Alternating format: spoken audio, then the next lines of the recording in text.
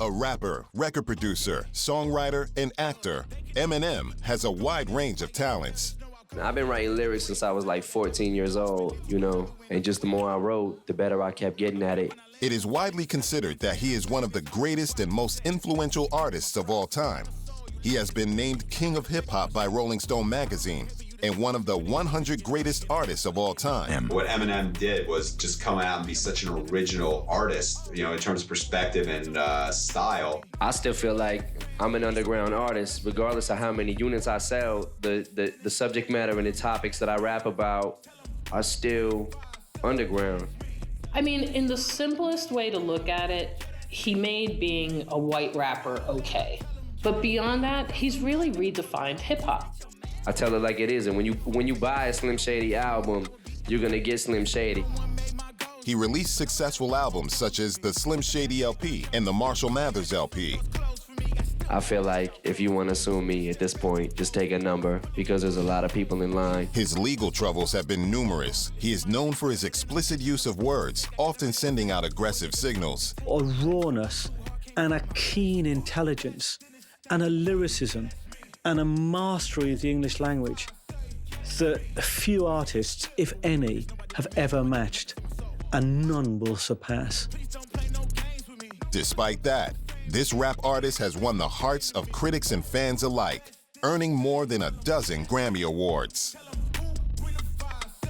People forget that Eminem worked at his use of language. In terms of straight up pure skill, he might be the best technician to ever reach that multi-platinum level. He worked hard to fall in love with language and to find the immense way in which he was able to express himself.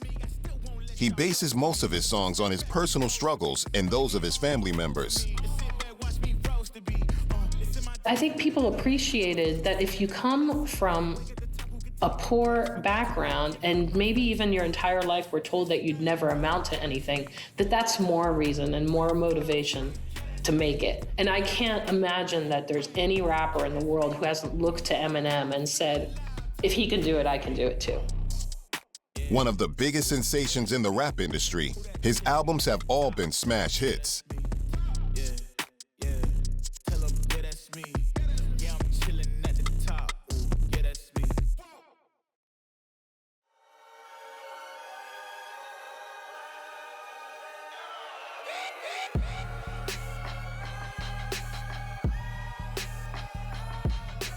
One of the things that it's important for us all is to belong, to actually belong somewhere and belong to someone. And what defines Eminem's life from day one is that he never belonged anywhere. He was never part of either the family or the community in which he grew up. Born on October 17, 1972, in St. Joseph, Missouri, Marshall Mathers had an extremely underprivileged and turbulent upbringing. His childhood traumas are a recurring theme throughout his music, and his lyrics paint a dark picture of his early years. And I think the best way to describe his environment is grim. It was poor, it was trailer trash, his words, not mine. It was incredibly an impoverished way to grow up. And as a kid, he was never really in a stable environment. His mom moved around a lot. She didn't have any sort of roots that he could hang on to. So I think he was just one of these kids who just ends up being kind of lost as a youngster and not really finding a community that supported him. At 6 months, his father, Bruce, walks out on him. The abandonment by his father at an early age left him with no male role model, and worse than that, with a sense that the male who was entrusted into whose care he was entrusted, did not think highly enough of him to stick around and make sure he was okay. And that was the first act of abandonment that Marshall had to put up with. His mother is troubled. His grandmother was an alcoholic who was, allegedly abused by her mother, which would be his great-grandmother. So he's got this dysfunctional family he grows up in. He moves as a child every few months. He's moving from place to place. He's got no stability in his family life, no anchor where he can sit down and say, this is who I am, this is where I live, this is my part of the world. He was deprived of that from an early age, and that had long-term and significant effect, and ultimately drove, his creativity. It's where that genius comes from. After Bruce Mathers had abandoned the family, it was up to Debbie Mathers to raise the young Marshall as a single parent. It proved to be a tough task, and as a result, their relationship became increasingly volatile. Anyone who's heard Eminem's music knows his relationship with his mother is very volatile, very violent. She described herself as an overprotective mother. She described herself as someone who smothered him a bit, perhaps mollycoddled him a bit, and didn't allow him to grow and be a strong, powerful man and be what a male child wants, really, which is go into the world and be a man. Eminem has never painted a pretty picture of his mom, Debbie Mathers. He's called her a pill popper. He said she was unreliable, that she was never around, that she dated the wrong kind of guys. It was clearly a very difficult relationship that perhaps started out really nicely as when he was a kid because she nurtured him and he was able to discover music partly because his mom allowed him access to that kind of stuff. It's as if his mother overprotected him. Now, the thing about maternal overprotection, people sometimes say, oh, what a good mother. She is always there for him, always protecting him, always doing this, that, and the other. But overprotection is a form of neglect. Every bit as neglectful and more difficult to spot than a mother who very overtly neglects a child and leaves a child screaming in the corner. And what she deprived him of, really, was his power as a boy and his power as a man and his masculinity. And I think that defined so much of his later life. But in the end, it just seemed like she abandoned her kid, as much as his dad abandoned him when he was 6 months old. Marshall's exceptionally harsh childhood continued throughout his time at school, where he was bullied and beaten on a regular basis. A white kid moving around constantly from place to place in black schools, black neighborhoods. He was a victim of kind of reverse racism, where he was the white kid. He was alienated from white kids because he wanted to be a rapper. He was alienated from black kids because he wanted to be a rapper. He was bullied at school. This is not a boy who grows up with a strong sense of his own power, because everybody wants to belong. And the person who's bullied is being told physically and emotionally that you don't belong here. And not only do you not belong here, we are going to punish you simply for who and what you are. And that's what he had to put up with. He was punished and beaten for who and what he was. A small, weak, white kid in a black neighborhood trying to just survive and use whatever he could to survive. And it reached the point where in the famous song he wrote called Brain Damage, where he talks about the guy who literally put him in a coma. 5 days he spent in a coma. It could have killed him. But the beatings didn't stop there. They just carried on. When he recovered from his coma, it just carried on. It wasn't as if he was subject to isolated acts of bullying. It was sustained bullying over an entire childhood, right through his teenage years. And that's difficult, almost crippling for anybody to live with. And let's give him credit here for anybody to deal with what he had to deal with and come out of it as he did, purely for surviving it. Never mind what he did with it and what his creativity did with it, purely for surviving it. He deserves a medal. Life changed drastically for Marshall in 1988 when Kimberly Scott entered his life. Debbie Mathers had always wanted a daughter, and she jumped at a chance to foster Kim. And Marshall was about to enter into a relationship that would have a hugely significant impact on his life. When Eminem was 15, she adopted Kim, who was later to become Eminem's wife, and lover, and we know all about how complex that relationship was.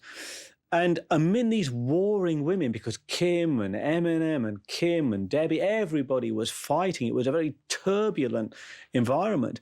Among all these women fighting, you've got this by Eminem's own admission, he described himself as a child. He said, I was puny, timid. So you have this puny, timid child among these warring women.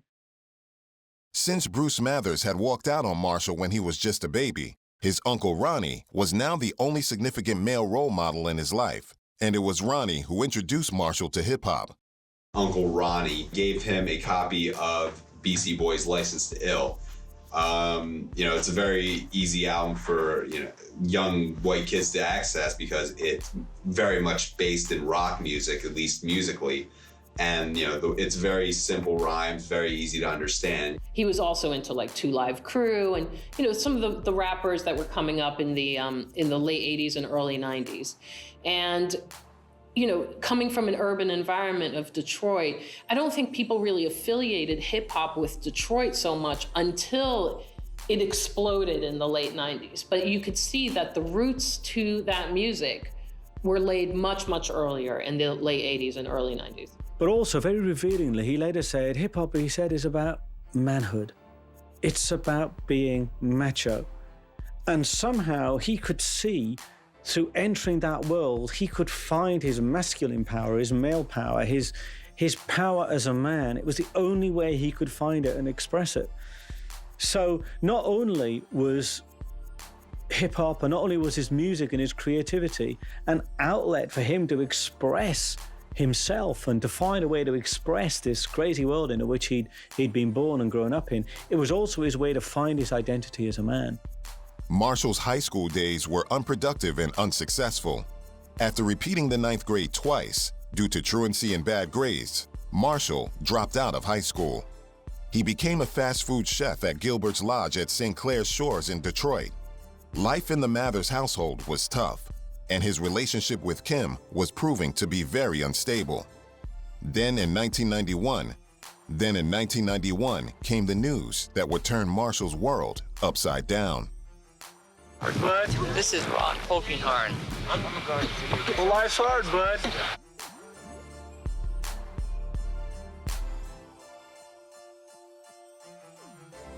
The man who introduced him to rap, his beloved Uncle Ronnie, took a gun and shot himself. And he shot himself, apparently, after being jilted or dumped by a girlfriend. So again, you have two potential male role models, one who abandoned him when he was only 6 months, then his beloved Uncle Ronnie, who abandoned him by killing himself. And both of them, in some way, shape or form, are led to abandon him through troubled relationships with women. His father abandoned him because he couldn't get on with his mother, Debbie. Uncle Ronnie abandoned him because he killed himself over a woman. And so you have a pattern here. Two significant males, father figures and paternal figures in Eminem's life, disappear as a result of their relationship with women and leave him alone. And he has an R.I.P. Ronnie tattoo on his arm, and he mentions Ronnie by name in the song Stan as, something that his fans can really relate to.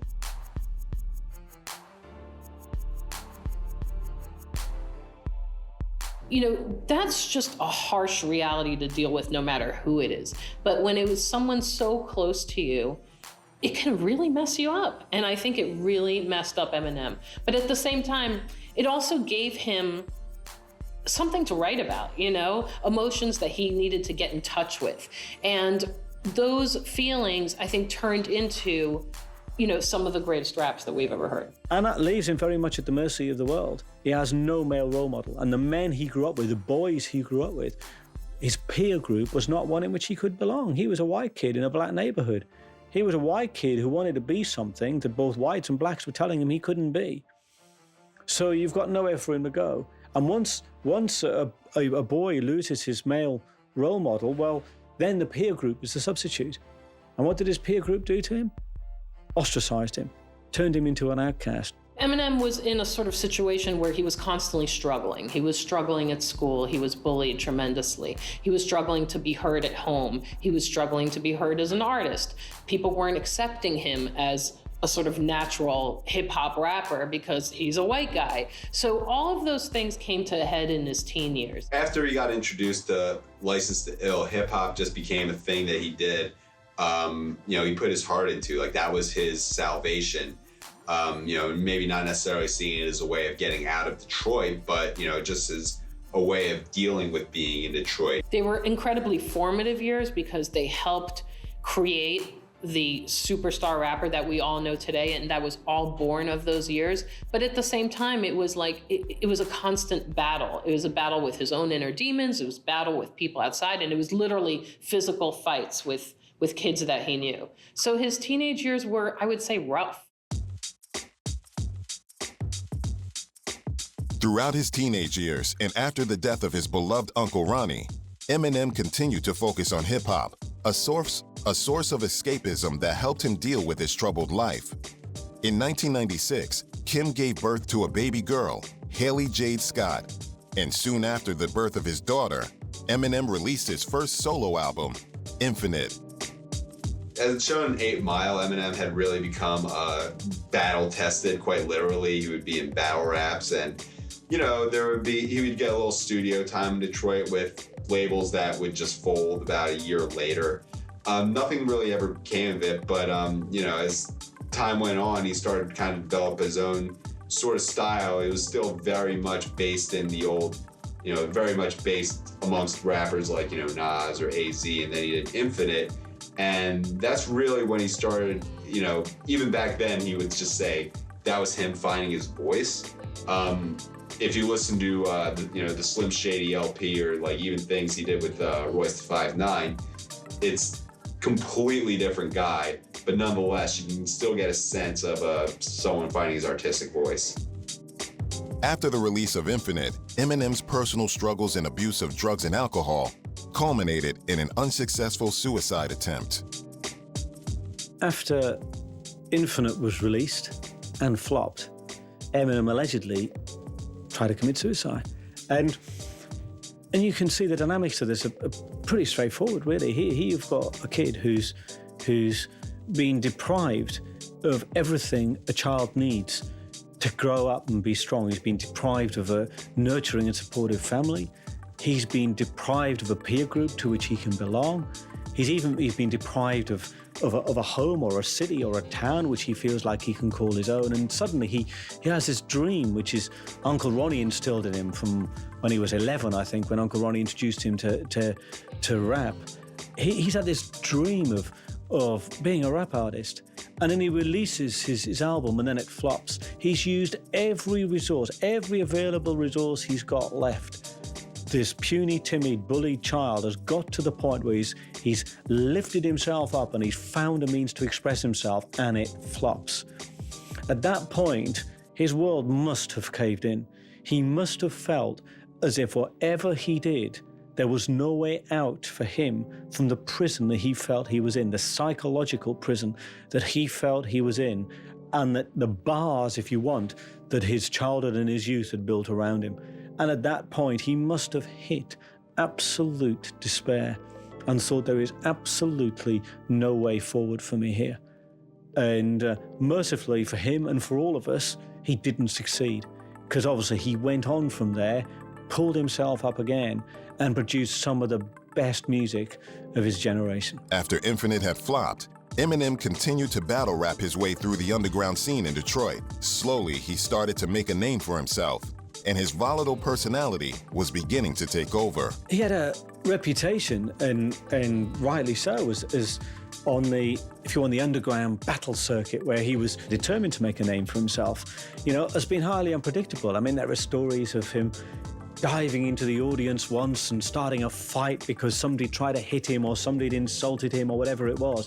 It's as if he'd found this vehicle to express himself, and he'd found an outlet for his emotions, for his rage, for his pain, and he'd lost his inhibition. He just was letting himself go. Traditionally, that's been a way for rappers to make a name for themselves in hip-hop, because, it's one thing to be able to, record in a studio and say interesting stuff that you've written down.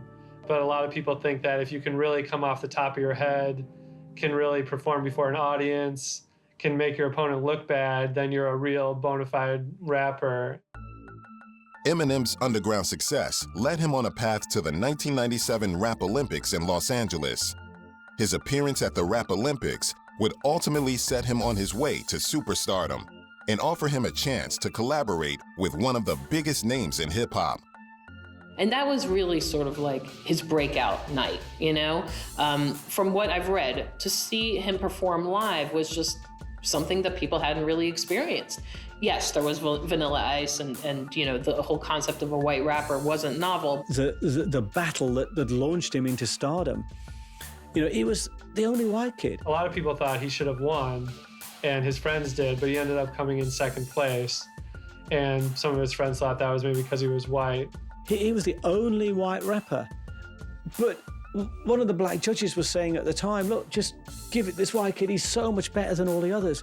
Give the award, give the medal to the white kid. He's the winner by a country mile, because he just had this incredible raw talent. And he was head and shoulders above his peers in terms of his artistic creativity. There was a style, there was an urgency, there was like something way deeper that came out on that night, which got him his record deal. It came to the attention of Jimmy Iovine at Interscope Records, a hugely influential figure in hip hop, and Iovine requested a tape of Eminem's. It made the rounds in the office. Iovine loved it. He played it for Dr. Dre. And Dr. Dre was not one to pick a tape up off the slush pile usually. In fact, he said that Eminem's tape was the first time he'd ever heard an unsolicited tape and said, "This is the real deal. I need this kid right now." And this, if you want, was his way to settle the scores from when the opposite was true of him as a child. When he was the underdog and he couldn't match his peers, he was beaten. When he found his artistic voice, he then became the alpha male. That's the point at which he became the dominant male. Eminem and Dr. Dre were about to embark on a collaborative journey that would revolutionize hip-hop. Once I met Dre, it was kind of like I had a vision of where I wanted to take it, and Dre just showed me how to take it there. You know what I mean? It's kind of like we both had the same like vision for myself, you know, where to take it and whatnot, and Dre just showed me how to execute it. When you first met, this is a question for both of you, what did you think of each other, honestly? I thought he was a fucking dick. And he probably thought worse of me. I thought he was Tweety Bird. No, because he had this real bright fucking yellow sweatsuit on. Man, if I hear one more thing about that goddamn sweatsuit. I had this yellow outfit on when I first met Dre. It was like this outfit that a clothing company had given me, and I didn't have money like some people had at the time. You know, so I was going on a week wearing it, so it was actually turning kind of green. But he called me a banana when he met me, so it was on from there. Eminem had been working on creating an alter ego that would allow him to express his dark side. And not long after he teamed up with Dr. Dre, Slim Shady was born. You know, the whole concept of alter egos is not foreign to hip hop, and a lot of rappers have taken on these other identities to basically say what they really want to say. You've talked before about having 3 different personas, Eminem, Slim Shady, Marshall Mathers. Could you briefly tell us where one stops and the other one begins, and the difference between the 3 different characters? Marshall Mathers stops when the Bacardi kicks in, and then it's Slim Shady. Eminem starts when I hit the stage, so it's the best way I know how to answer that. Through Slim Shady, he found a voice through which he could express anger and emotion and pain that was authentically his. Slim Shady allowed Eminem to, I guess, kind of get a little bit of distance and take more chances in terms of like what, you know, his subject matter, in terms of talking about what was going on in his life. Eminem really made an art out of it. He took feelings that were his own, put them into a caricature, and put them out to the world, so that if they infuriated you, you weren't necessarily mad at Marshall Mathers. You were mad at Slim Shady. I don't try to, you know, polish up my shit for nobody. I don't, you know, I tell it like it is. And when you buy a Slim Shady album, you're gonna get Slim Shady. You're not gonna get birds and bees and flowers and trees. Every man, every woman at some point has violent fantasies. What people made the mistake with Eminem, when they listen to his voice as it's expressed through Slim Shady, they think he's saying something that is literally true, or that he's literally going to do. What he is doing there, it's a vehicle. Slim Shady is a vehicle for emotions that he feels he hasn't been able to express, and that there's no legitimate way for him to express them. That's where his anger comes out. That's where his rage comes out. Slim Shady just allowed him to, I guess, play fast and loose with his own experience as well as subject matter. I believe the things that I say are controversial. Me is just speaking my mind. So speaking my mind and telling it like it is makes me controversial, then whatever. I say whatever on my mind, you know. But I had a good teacher, you know. And it was a very smart move, I think, just in terms of marketing, in terms of the criticism that he probably inevitably knew would come his way, because it just gave him that out, the alter ego out. That's kind of the way I always saw Slim Shady, as this caricature that Eminem invented. This is a man who, for all the abuse he suffered at the hands of his family, abuse of one sort or another, and certainly the violence he suffered and bullying he suffered at the sense of his peers, he didn't identify with the aggressor. He identified with the victim. He identified with those people who were the underdogs. He identified with those people who suffer. He identified with those people who are in pain. And through his alter egos, he is simply expressing the impotent, unexpressed rage and pain of the underdog, not something he was literally going to do. The Slim Shady LP was released on February 23, 1999, under Interscope Records and Dr. Dre's Aftermath Entertainment. The majority of the record's lyrical content was written from the perspective of Eminem's alter ego, Slim Shady. The album was noted for its over-the-top depictions of violence and heavy use of profanity. Slim Shady LP sold 3 million copies by the time the year was out. It was a huge success, especially for a first full-length album. And it really defined Eminem as a force to be reckoned with in terms of introducing all his crazy new characters, his crazy rhyme schemes, his funny allusions, his pop culture references, the stuff about his mother, his wife Kim. It really defined who he was, and it's an album that still holds up. The production from Dr. Dre is really interesting and fun. In a lot of ways, it doesn't sound like a traditional hip-hop album. It sounds like something that's more mainstream almost, something that crosses over to kids who might not have grown up with hard street rhymes. You know, I remember hearing it and thinking it was fun. It was dark, but it had a sense of humor to it. It had like a sort of wink to it. You know, just kind of a personal side, I remember, you know, watching MTV. It must have been like 2 or 3 in the morning. I was home from college, and they showed the video for My Name Is, and, you know, the first thing is like, okay, what's this guy? This guy's name's Eminem. Okay, he's a white guy. Like, Dr. Dre's in this video. Like, it's just like one of those moments where you just remember exactly where you were when you first see it. And I just remember thinking to myself, like, I don't know if I like this or not, but this guy is going to be huge. My name is what? My name is My name is what? Excuse me. My name is Can I have the attention of the class for 1 second? My name is Hi kids, do you like Primus? Wanna see me stick 9-inch nails to each one of my eyelids? Wanna copy me and do exactly like I did? Try to get messed up worse than my life is? My brain's dead weight. I'm trying to get my head straight. Yeah, when My Name Is blew up, I didn't know exactly what it was gonna do. I mean, this was my first time, you know, actually doing this or whatever. It was my first time exposed to the public, and I never considered myself anything more than an underground artist. You know what I'm saying? Just because of the subject matters I talk about and the way that I rap or whatever, the things that I talk about, I thought, you know, I was surprised, to be honest. Were you surprised? No. Next. Visually, musically, in any aspect, unlike anything I'd ever seen before.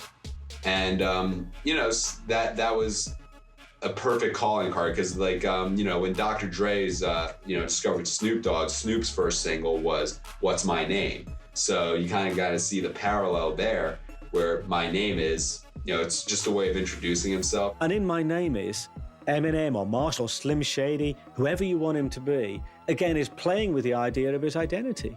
Who is he? who is the real Marshall Mathers? Who is the real Eminem? Who is the real Slim Shady? It's a provocation to people. He's provoking his audience and saying, who do you say I am? And really, there's something almost quite biblical about this, because there's a very famous scene in the New Testament where Jesus says to his disciples, well, who do you say I am?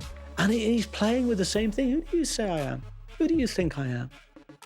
And he's provoking people into really confessing and admitting something about themselves and challenging them to see themselves in the way that they see him. And it's a wonderful, and only the greatest artists can do that. And Eminem plays the same game, and he does it to perfection. Even though it spawned a couple of huge hits, Guilty Conscience, in its own ways, a little bit as gimmicky as My Name Is, but it also had Role Model, which I think was more in tune with the tone Slim Shady LP had. The one thing that struck out to me is how lonely it is. Like, Royce the 5'9" is pretty much the only guest on that. This was just, for the most part, 1 or 2 or 3 guys producing, most notably Dr. Dre, and a complete, they put all their chips on the table thinking that Eminem in and of himself was going to be a star. And of course they were right. It sold about 5 million copies incredibly quickly, and got him a Rolling Stone cover. And by the turn of the century, you could argue that even before Marshall Mathers LP, he was not only the biggest rapper, but one of the upper echelon of just musicians, like pop stars as a whole. And it made a huge impact on music journalists. I remember that. It was sort of like eye-opening. Like, oh, wait, there's a hip-hop culture and scene coming out of Detroit that we should pay attention to. It was sort of unexpected. It really came at a very unexpected time. Grunge was already in the past, and I feel like the music industry was struggling to find a voice for the millennium, which ended up being rap rock. Eminem is a huge part of that, and the reason it became popular.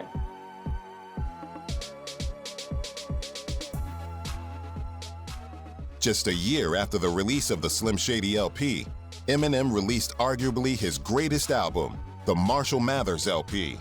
The album featured more introspective lyricism, including Eminem's response to his sudden rise to fame and the controversy surrounding his lyrics. This is a question for Eminem. I was just wondering, which issue has been the most important for you to address in the new album, and how did you do it? Which issue? Yeah. Critics would probably be the most talked about issue that I'm discussing on this album, along with I say some things about some boy-girl groups and some other things about some other people, whether they deserved it or not. In my book they do, if they're corny. So I brought it to a lot of sissies basically on this album, and critics who had things to say about me and didn't quite understand my lyrics last time around, and took everything that I said literally. So, basically I'm addressing a lot of critics, and I got pretty personal on this album too, That's why the album is called the Marshall Mathers LP. How did you deal with the critics on the album? How do I deal with the critics? You album? have to get the album and see. You might be mad. Was that always going to be the concept of the record, the Marshall Mathers LP, when you first laid down the first rhyme and did the first beat? Was that always going to be what it was going to be called and how it was going to move? Nah, I was juggling some titles around. At first I was juggling around a title called Amsterdam because I wrote 4 songs in 2 days when I was in Amsterdam. But basically once I started writing the songs and seeing which direction the album was going, it just got more personal and more personal. And I love the media. I thank God for the media because you guys give me shit to talk about. If it wasn't for y'all, I probably would have shit left to talk about, so. Really rounded out Eminem's persona and sort of defined him as a heavyweight rapper. It was the album, not only did it sell well, not only was it popular with average listeners, but it delved into some really sort of deep, meaty issues. I consider myself a perfectionist, and I always want to try to top my last, not just album, but try to top my last song that I did. So you might hear the gradual buildup on this album from one song to the next.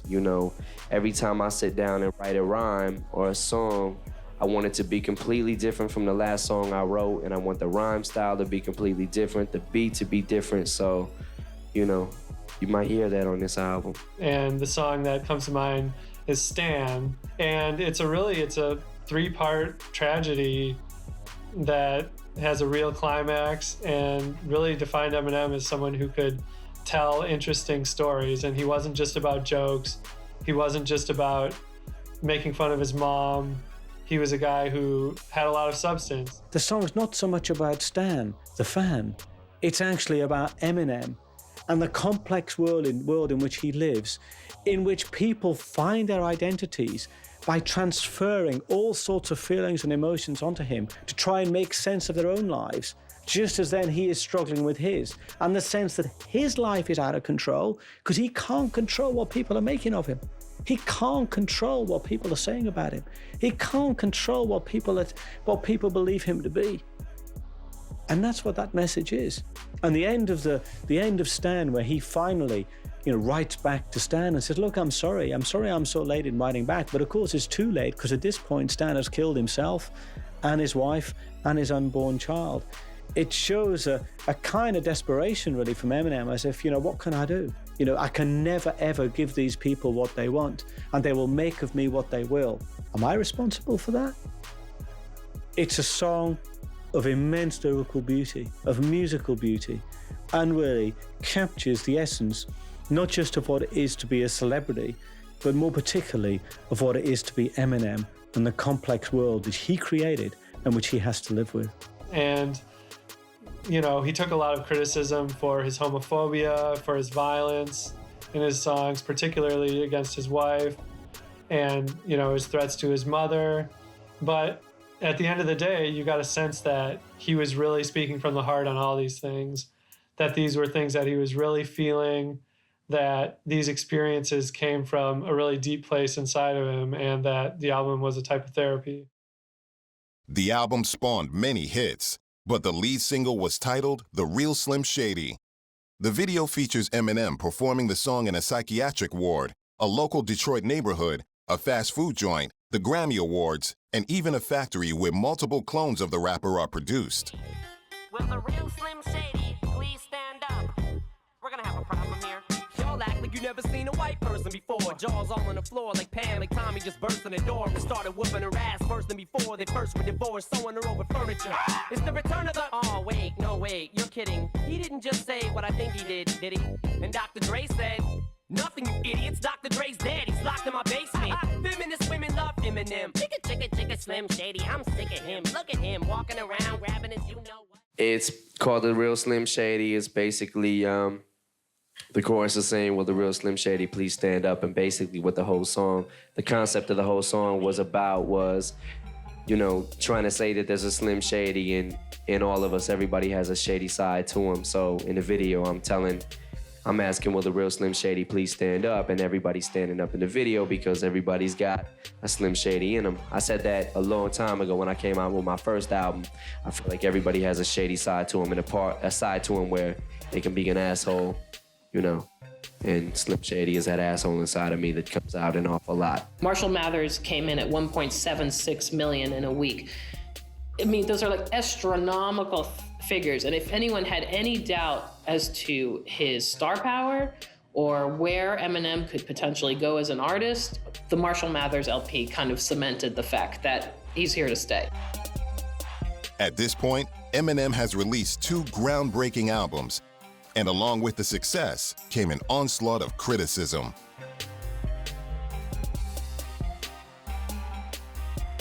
And, the obvious problem with Marshall Mathers LP is that it had some very controversial things to say about the homosexual community. He was courting a lot of controversy. People were, claiming that he was homophobic, that his lyrics were misogynistic, that, that he was really like a blight on music, on pop music. And to sort of combat all that negativity, he did what people really just did not expect, which is he performed with Elton John on the Grammys.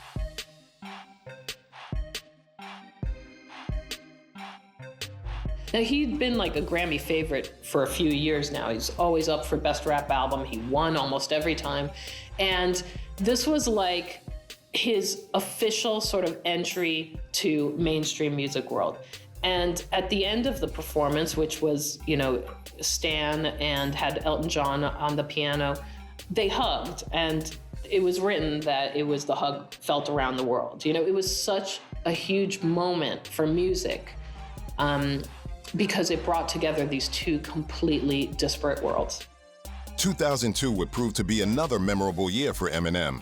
He released his third major album, The Eminem Show, and it soon became another multi-platinum release. The Eminem Show was another huge blockbuster for Eminem, and it sort of got even further away from the traditional hip-hop roots that he had. You know, Eminem had been pretty steadily releasing albums every 18 months, 2 years, and it was like every single one was bigger than the last. And the Eminem Show was just another example of how much of a force he was in music at the time. It was the best-selling album of 2002. Nothing even came close. Without Me was another one of Eminem's kind of lead-off, jokey, pop culture referencing singles, and it was also really successful.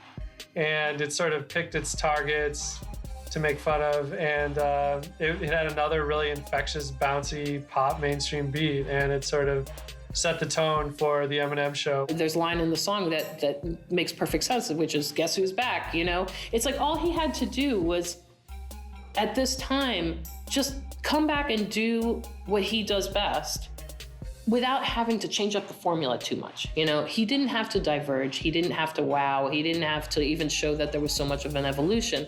At the time, it was like people wanted that Eminem, the Marshall Mathers Eminem, the Eminem Show Eminem. He was giving people what they want with this album, which I think is why it sold so well.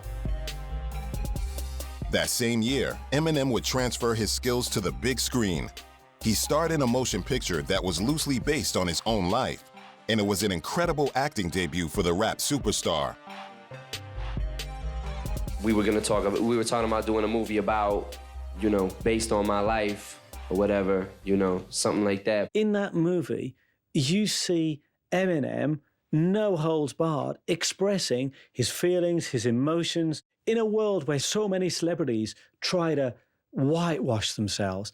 They try to project an image to the world of something that's kind of all American, all apple pie, all sweetness and light. This was a guy who stripped his life to the bone and said to the world, this is who I am, deal with it. He did it in his music, and in 8 Mile, he showed not just his skill as an actor, but his ability as an actor to get the guts of his personality out and to express it on screen in a performance that any actor would have been proud to call their own. I think what he did was prove that he couldn't be put in a box. You know, as much as we could say like, oh, well, Eminem does this and he does it really well and he's funny and he's, you know, witty and he gets the concept of music videos and he really draws people in. Well, this was another side of him that was much more nuanced, that took talent that people didn't realize he had. It was just an amazing experience, I think, for Eminem and for the viewers and for people at home who didn't have an appreciation of all that he could do. 8 Mile really, really stepped it up. The film was accompanied by an award-winning soundtrack, which contained the single that's seen by many as the quintessential Eminem song. The enduring legacy of 8 Mile might be the song Lose Yourself, which ended up being the first rap song to win an Oscar. The music video was filmed in Detroit and contains many scenes from the movie. It also features Eminem rapping next to the 8 Mile Road mobile court sign that appears in the movie and also on the cover of the movie's soundtrack. Yo. His palms are sweaty, knees weak, arms are heavy. There's vomit on his sweater already. Mom's spaghetti, he's nervous, but on the surface he looks calm and ready to drop bombs. But he keeps on forgetting what he wrote down. The whole crowd goes so loud, he opens his mouth, but the words won't come out. He's choking how? Everybody's joking now. The clock's run out, time's up, over, plow. Snap back to reality. Oh, there goes gravity. Oh, there goes gravity. Choke, he's so mad.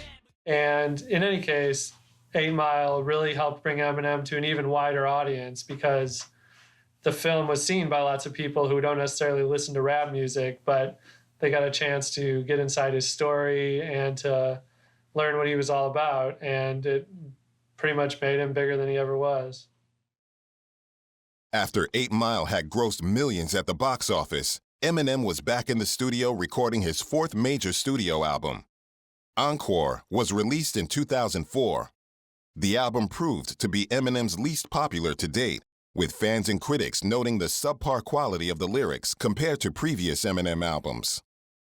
You know, the question that was left unanswered by the Eminem Show, and even 8 Mile to a large extent, was where was Eminem, the rapper, going to take things? And Encore is, I guess, where people found out. You know, Encore was the first record Eminem made that didn't explicitly say who it was from the perspective of. It started to feel like Eminem was a caricature of himself. You know, it was becoming repetitive. It didn't seem novel anymore. And his rhymes were really simplistic. That was a big criticism that a lot of music reviewers had. So it's not like it's a terrible album or the songs weren't that good. It just felt a little bit like a parody, like a cliche. And Eminem, who was always so ahead of the curve and so like out of left field and forward thinking and trailblazer in so many ways, this felt like he was following himself. You know, the first single Eminem released from that album was Just Lose It. This one made light of Michael Jackson's problems, you know, with, you know, child molestation, legal troubles, his health. And that was, oddly enough, the one time where people said maybe Eminem went a little too far. Maybe not even in terms of controversy, but just being in poor taste. The way it made fun of his, you know, alleged pedophilia and all that. And Encore is also known for the song Mosh, which got really political. It was at the time when John Kerry was facing George Bush in the presidential election, and it took a strong stance against Bush and encouraged his fans to vote. And these were people that might not necessarily have been political, but, you know, John Kerry lost.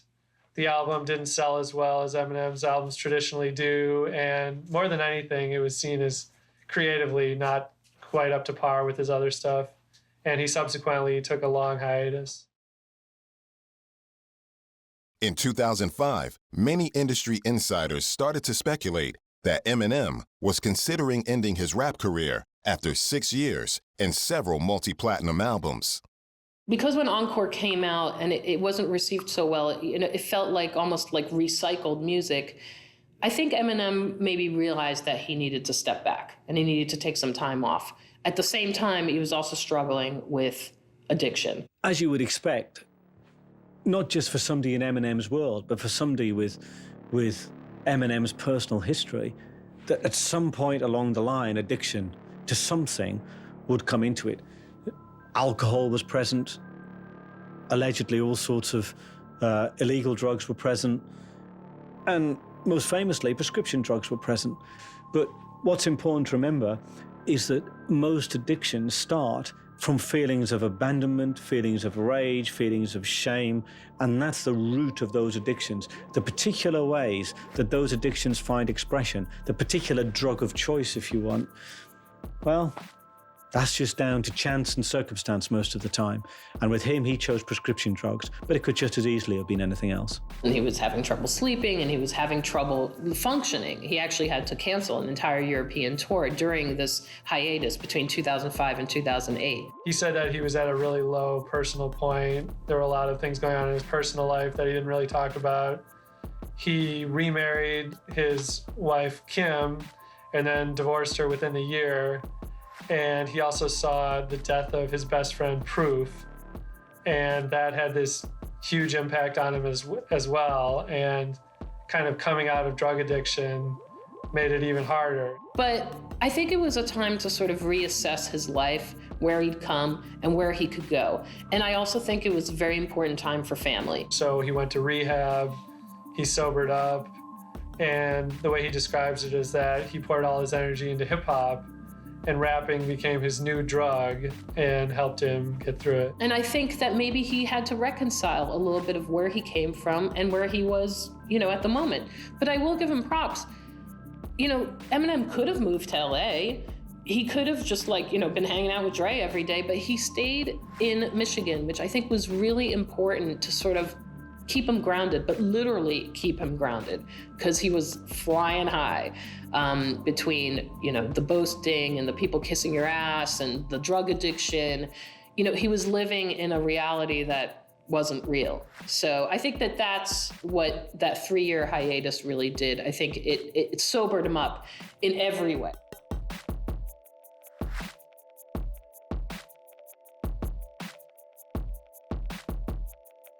In 2007, Eminem purchased the Effigy Studio in Michigan and started the initial recording process of his next album, Relapse. Once again, Eminem worked alongside Dr. Dre, and after 2 years of studio time, the album was ready for release in 2009. You know, 2009 was the first legitimate Eminem record we heard since, you know, Encore.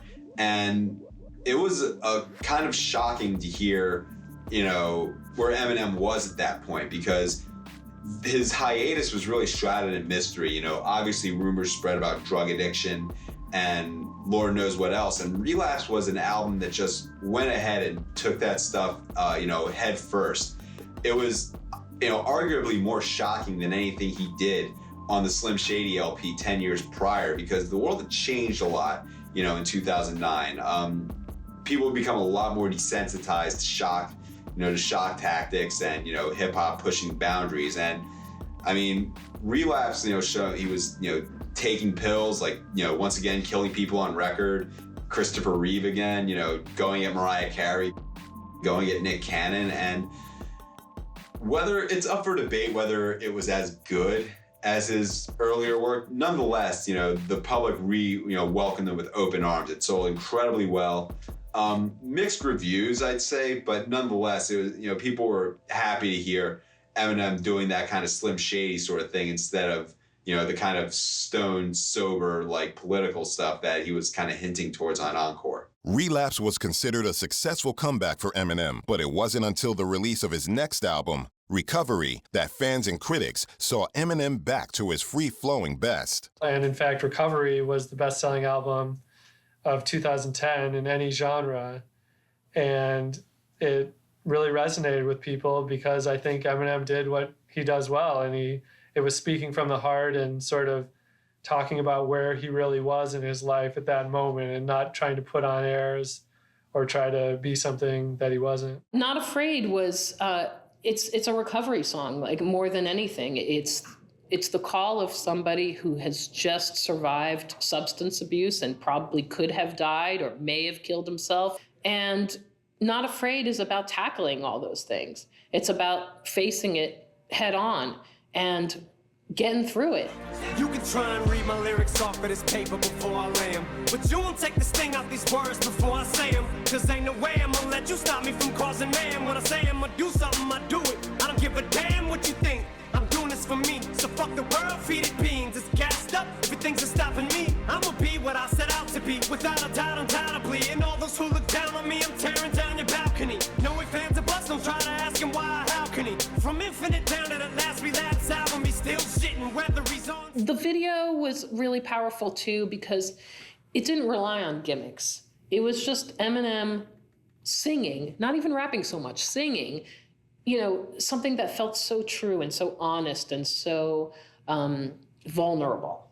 That's how I see Not Afraid, as a very, like, vulnerable but at the same time strong song. Love the Way You Lie was a really, it was kind of a bold move because Rihanna was on that song as well. And Rihanna had gone through her own thing with a very abusive relationship. You know, you could kind of see the parallels between Rihanna and Chris Brown, as well as Eminem and Kim Mathers, you know, both very high profile, lots of violence, lots of us, you know, lots of dirty laundry being aired. And I guess by coming together, those two kind of showed a little bit of kinship. Who's that dude? I don't even know his name. I laid hands on him. I never stoop so low again. I guess I don't know my own strength. Just gonna stand there and watch me burn.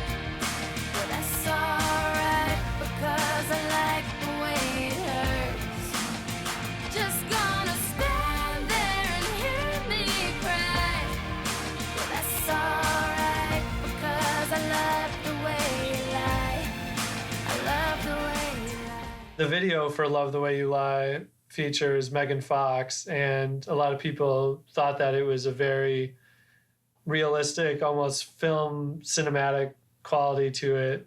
And it features a young couple who are in this really abusive relationship, but they clearly love each other, and it ends with the house going up in flames, and people thought it was an artistic step forward for Eminem. With Recovery, Eminem achieved the record for most successive U.S. #1 albums by a solo artist. It was an incredible feat and proved that his troubled times were behind him. He was once again ready to regain his tag as the king of hip-hop.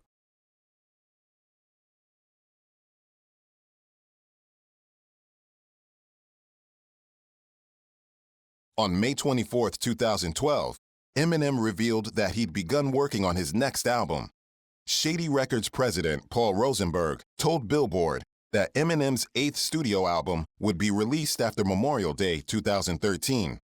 Rumors were circulating regarding the name of the new album, and in mid-2013, it was announced that the album would be titled The Marshall Mathers LP 2.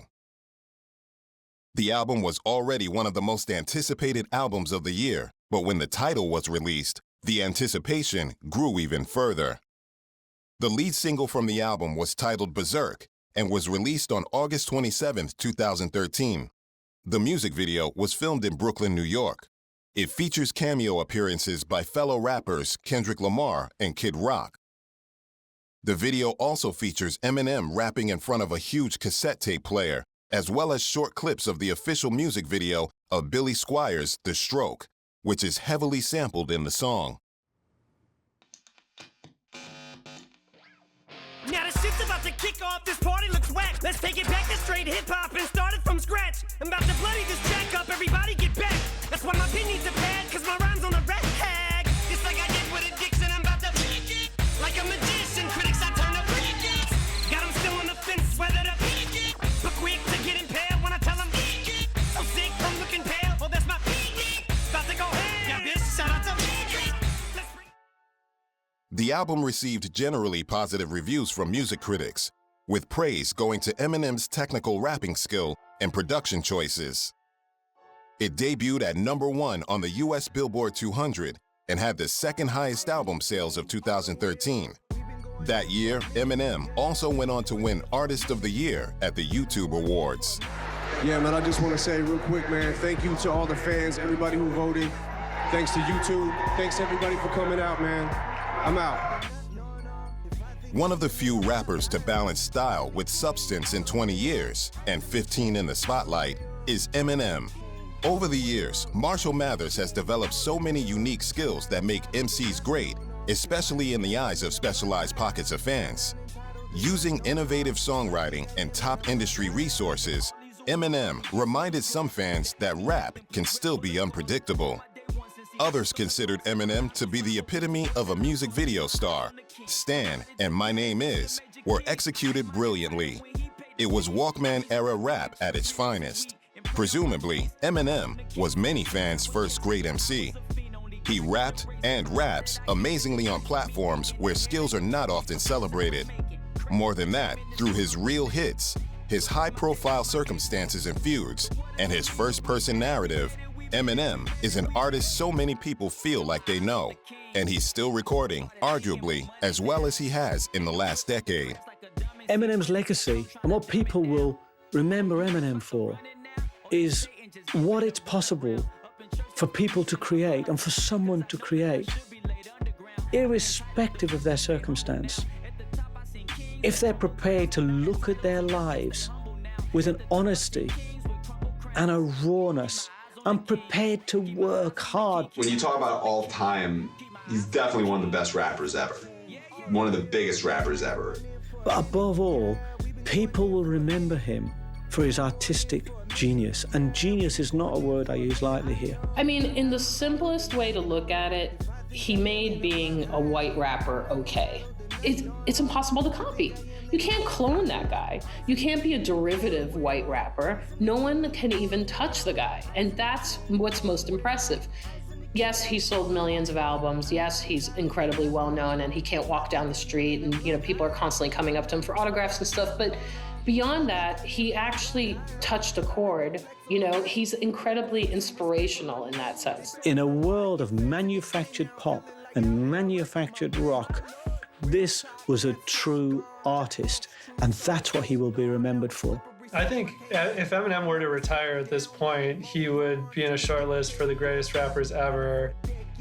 And the thing about true artists is they don't lose their creativity. They simply morph as they get older. The older he gets, the more his talent and his artistic creativity will ripen, mature, and change and morph into something else. I think that really culturally, he changed hip-hop in ways that are even more significant. He sort of opened it up, not just for white rappers, but for a whole sort of demographic that hadn't necessarily been interested in hip-hop before. One thing you can be sure of, we will be hearing about Eminem and he will be creating until the day he dies. And what he creates will always be worth listening to, always be worth watching, and always be worth talking about.